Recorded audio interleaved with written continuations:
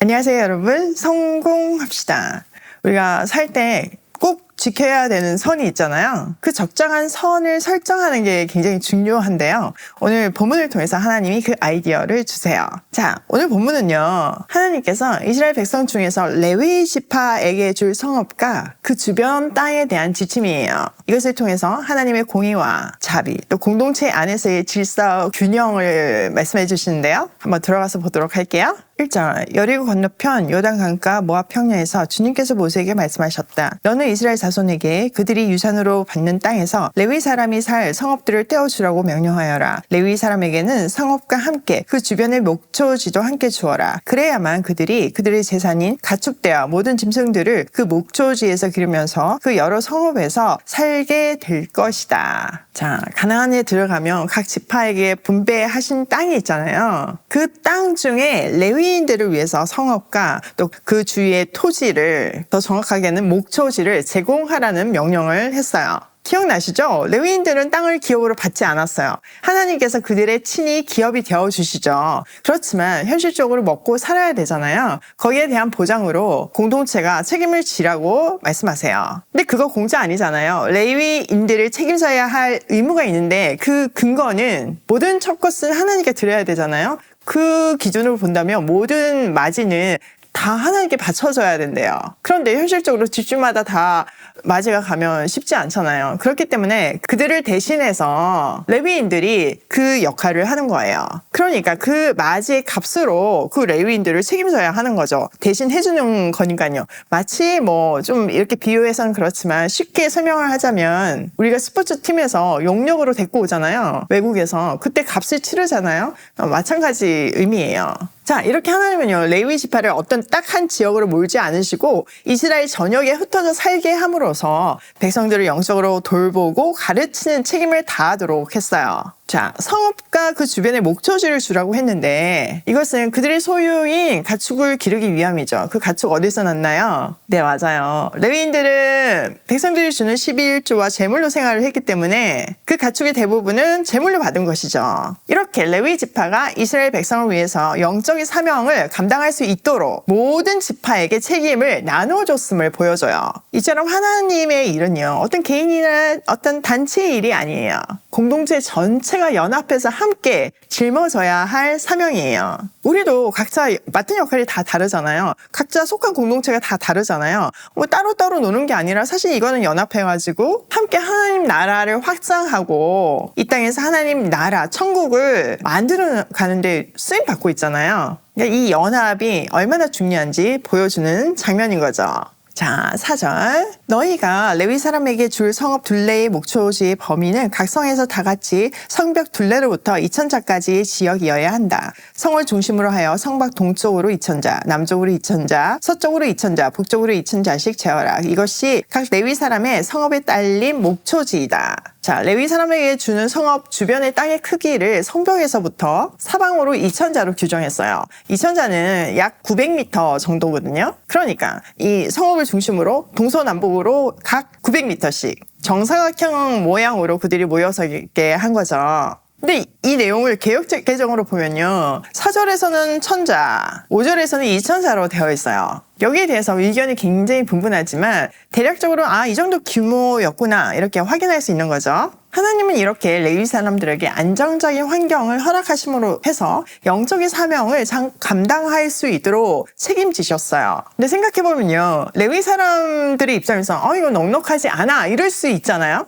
또 반면에 다른 나머지 지파 사람들은 내 소유인데 이거 이만큼 내놔야 돼? 하고 아까워할 수도 있잖아요. 또 그게 큰 부담으로 다가올 수도 있죠. 그런데 하나님은 이렇게 명확한 가이드라인을 주심으로 해서 욕심의 경계를 딱 설정해 주시고 지키게 함으로 해서 하나님의 말씀대로 산다는 것이 어떤 것임을 매 순간 고백하게 했어요. 그러니까 말씀대로 사는 것 자체가 사실은 개인과 공동체를 건강하게 하는 비결인 거죠.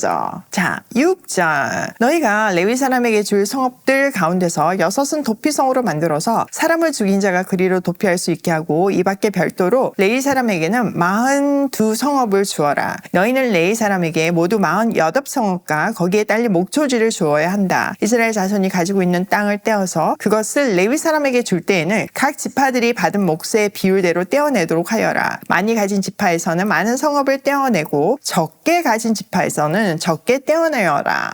자, 하나님이 레위 사람들에게 주신 성읍의 총수는 48개였어요. 이 중에서 6개는 특별히 도피성으로 지정되었죠. 이 도피성이라는 거는 실수로 사람을 죽인 사람들이 피할 수 있는 그런 곳이었어요. 이 도피성 제도는 하나님의 공의와 자비를 동시에 보여주는 곳으로 생명의 존엄성을 강조하면서도 실수에 대한 은혜를 베풀어주는 제도였어요. 이 도피성을요, 이스라엘 전역에 고르게 배치함으로써 하나님 나라가 단순히 어느 한 곳에 머무르지 않고 공동체 전체에 영향을 미쳐야 함을 상징하고 있어요. 또한 각 지파는요, 자기들이 유산으로 받은 그 땅의 크기에 비례해서 레위 사람들에게 성읍을 할당했잖아요.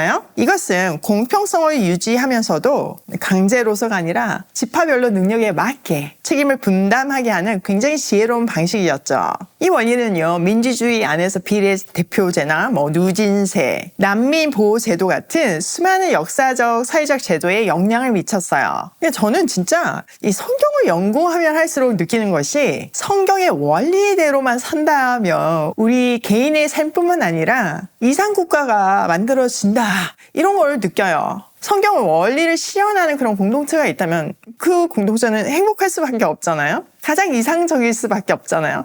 사람이기 때문에 부족할 수 있어요. 그렇지만 그 원리에 맞추려고 서로 각자가 노력한다면 그 공동체는 굉장히 성숙하고 이상적일 수밖에 없어요. 저 맨날 얘기하지만 진짜 감사한 것은 저희 회사가 또 오이 패밀리가 그렇게 운영되고 있다는 사실이에요.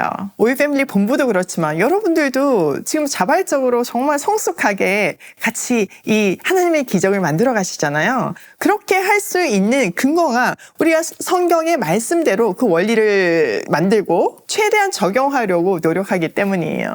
그리고 부족한 면이 있고 서로 안 맞는 부분도 있고 불만이 있을 수 있지만 성숙하게 그걸 조율하면서 지금 가고 있잖아요. 그러니까 현재에 머물르지 않고 계속 이상적인 하나님의 뜻에 맞는 그런 단체로 만들어 가려고 노력하고 있잖아요. 그러다 보니까 하나님이 함께 하시고 이 오일 패밀리를 통해서 생명이 살아난 놀라운 역사가 일어나잖아요. 그뿐만 아니라 믿지 않는 사람들도 감동시켜가지고 동참하게 하고 여기는 뭔가 다르다, 하나님이 함께 하신다, 이렇게 고백하게 만들잖아요. 진짜 놀라운 공동체인 거예요. 답은 성경적인 원리대로 사는 것 외에는 없어요. 그렇기 때문에요, 하나님한테 온전히 붙들려서 성경적인 원리로 나라를 다스리는 다니엘과 요셉, 또 다윗과 같은 지도자들이 나타나야 돼요. 지금 나라가 너무 어렵잖아요. 저도 그게 너무 힘들어서 막 몸이 아파오더라고요. 밤에 잠도 잘 안 오잖아요. 지금은 정말 같이 기도해야 하는 때예요. 그런데 나라가 이러니까 난 너무 아무것도 손에 안 잡힌다, 그러면 또 안 되는 거죠. 무기력해지는 것도 사실 사탄이 기뻐하는 일이에요. 함께 기도하면서 나를 부르신 자리에서 최선을 다하며 전체가 다 안 바뀌니까 그냥 다 포기하는 것이 아니라 내가 서 있는 지금 이 자리부터 성경적인 원리로 살려내 보려고 노력해야 되는 거예요. 우리 함께 해보기로 해요.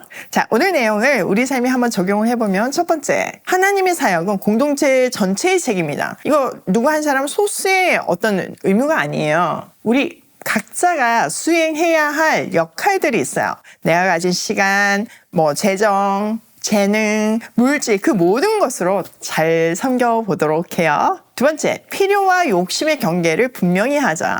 하나님이 지금 이 레위 지파의 그 경계를 분명히 하셨잖아요. 우리도 하나님한테 속한 사람들이잖아요. 그렇기 때문에 늘 말씀 앞에서 필요와 욕심의 그 경계를 분명히 하며 균형을 잘 잡아야 돼요. 세 번째, 공의와 자비가 균형 잡힌 삶을 살자. 지금 도피성이라는 곳이 공의와 자비가 균형이 잡힌 곳이잖아요. 그러니까 이걸 보여주시는 이유는 우리도 그렇게 살라는 의미예요. 나는 정말 그런 균형 잡힌 태도로 삶을 살고 있는가 한번 살펴봐야 하는 거죠. 주변의 실수나 잘못에 정의와 공의의 잣대가 필요하지만요, 또 회복하고 은혜를 베풀어주는 그런 여유, 그런 넉넉한 사랑이 우리에게 있어야 돼요. 오늘도 말씀 앞에서 필요와 욕심의 경계를 잘 지키며 은혜의 원리를 삶에 적용하며 고고싱해요.